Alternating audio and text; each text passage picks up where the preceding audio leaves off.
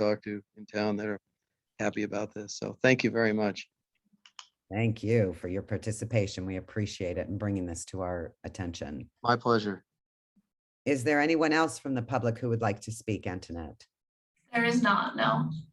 So I think all you need is consensus from Ted and from myself to just move forward and bring back to us. Perfect. Great with me. Thank you very much. Okay, so since we have no more public comment or staff, I think now we're ready for an update on actions to improve truck traffic logistics, which is under regular agenda, old business A3. Okay, I will. I'll make the opening comments on this item. So at the last meeting we had, which was back in November, actually, we spent quite a bit of time talking about the results of the truck study, and as you all know, the results of this study has been sent to town council. Town council has looked at it. The Public Works Committee has looked at it, and then you all looked at it. And we had quite a bit of conversation about pros and cons, enforcement, not enforcement, so on and so forth. And ultimately where we left off was really direction or volunteering of staff, from staff to meet as a team, and the team being the police, PZ&B, Public Works, to take a look at how we can take existing processes that are in place and create a way to better educate and possibly better enforce the roads that trucks should try to avoid while coming to construction sites. So the exercise that we went through with staff was really focused on the permitting process and construction related traffic. It did not involve other types of traffic, be it landscaping or movers or so on and so forth. There's all kinds of other truck traffic that obviously occurs on the island. So what we ended up doing, and it's in effect, and we've put it in your backup, you'll see some maps and you'll see some other information pertaining to what I'm about to just kind of quickly review. So let me start with the ordinance that was adopted recently, Ordinance 28-21. This was an ordinance that basically expanded our 3 strikes rule to be inclusive of construction sites and the requirement for property owners and their contractors to implement, install, and maintain a number of things, including a truck logistics and staging plan. So we are of the opinion that the logistics plan that contractors were previously required prior to the adoption of this new ordinance, they were previously required to provide to us. We believe that this new ordinance gives us an enforcement tool to hold contractors accountable if they are not following their truck logistics plan.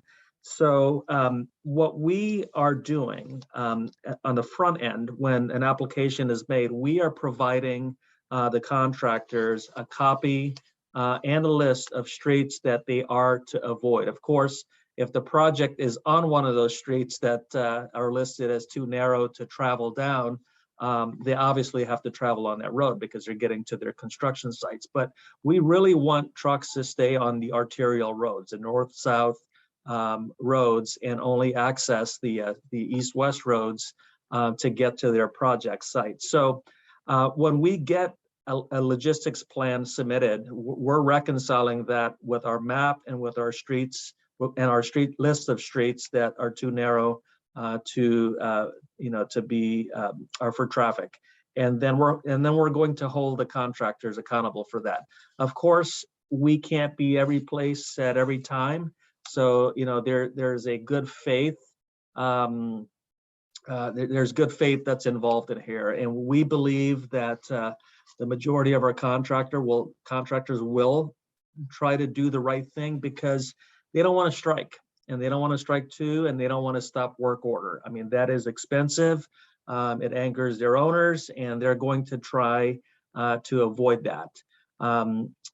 It will be tough because, you know, they have suppliers, they have subcontractors, but like our 3-strike rule related to construction parking, they have suppliers, they have subcontractors. So there is a communication that already takes place to inform everyone involved in a project what the rules are. So I think that, you know, kind of summarizes what we've already put in place. There's no action really required from you all. We just wanted to present to you that we have been able to finally deploy something, finally implement something that we think will have a real impact on keeping vehicles unnecessarily off of these side streets. So I'll pause there. Paul Brazil is on, Wayne Bergman is on, Ben Alma is on to answer questions.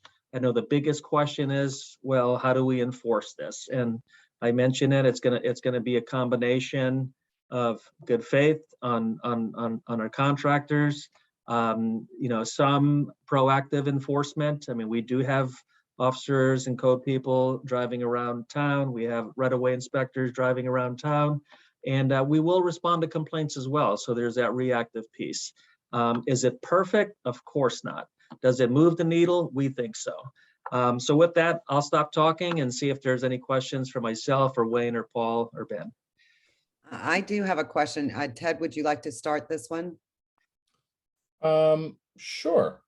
So Wayne, just a question for you. The truck logistics and staging plan, at what point in the permitting process? Because sometimes there's a truck logistics plan that sometimes comes up at RCOM, and it's always seemed to me maybe that's not the best spot for them, that it should be just for it to be discussed. But since RCOM has a full enough agenda as it is, but at what point does your department review a truck logistics plan, and you know, how would, from an enforcement end, someone, you know, find the plan in order to identify a violation or not?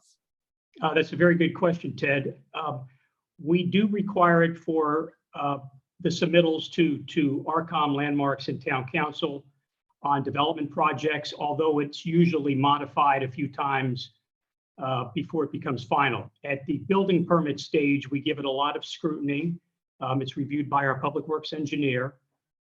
And if there's any issues, now that we have the maps, now that we have the list, now that we have the affidavit, we have this new ordinance that Jay described, we have a lot of tools in our toolbox to make sure that the contractors are following the rules. In fact, I wanted to add that as of this morning, with this new ordinance, we actually had a 3rd strike against a contractor, and it wasn't for parking.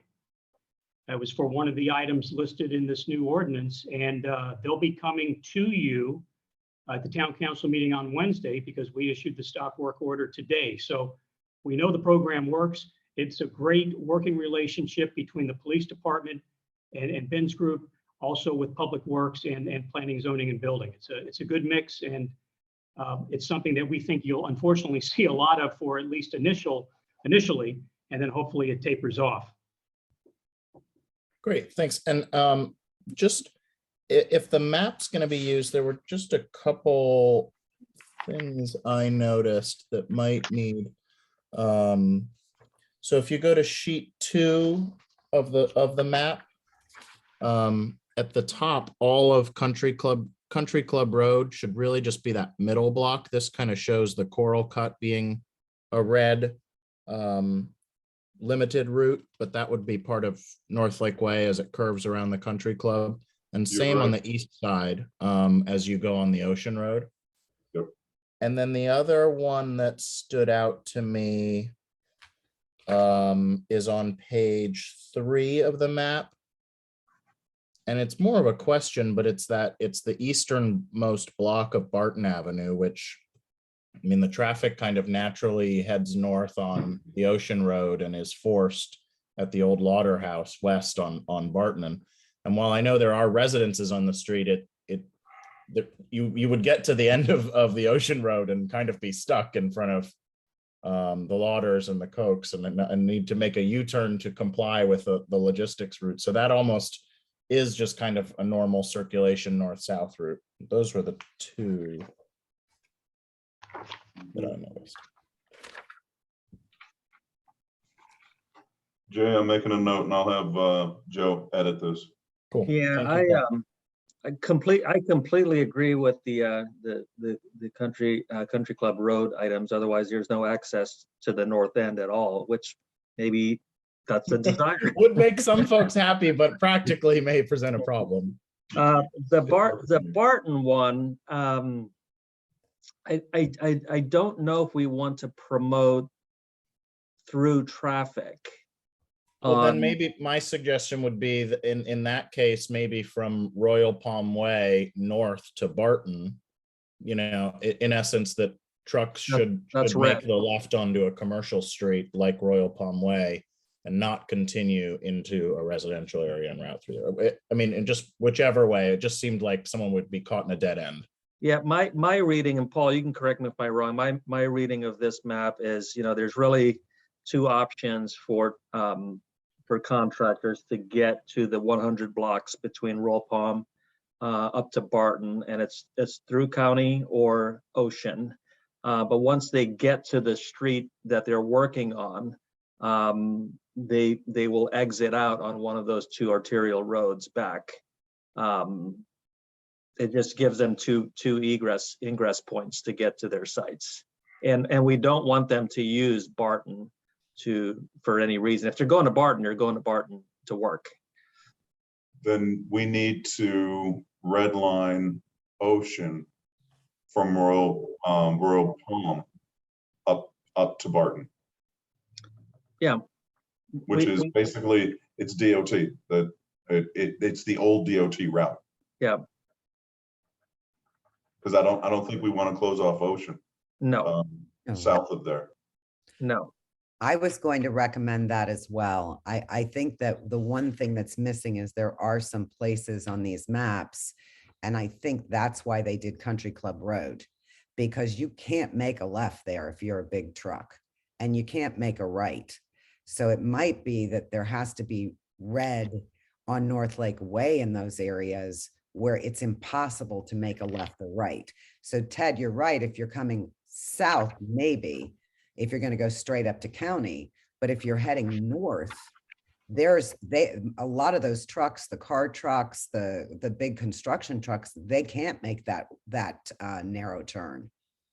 So I don't know. I think we may, Paul, you may want to find out why Kimley Horn or your department felt that was important, because to me, that is an area that's very tricky. And I would keep it red, at least if you're heading north or south, you know, in that area of North Lake Way between Widow's Peak, or between that road and the next, which I think might be Fairview or Ridgeview. Fairview? Is it Fairview or Ridgeview? If we do that, then what you're saying is that someone north of that on North Lake should get over to Ocean, and there's no side streets that are reasonable to use. We've redlined all of those. And that was going to be my second point, which is I still think we need a limitation.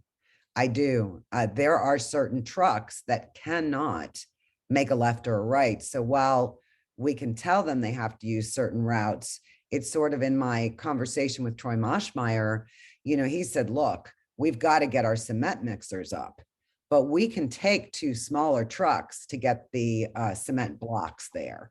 And so one of the things that we're trying to deal with is not having these huge delivery trucks to these construction sites as well, whether it's, and I think, you know, it's interesting driving.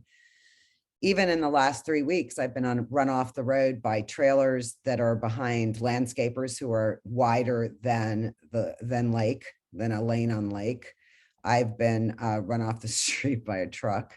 So I still think we have to do something. And if you look at Deborah Lane, Onondaga, Via Manana, and the resident across on the lake.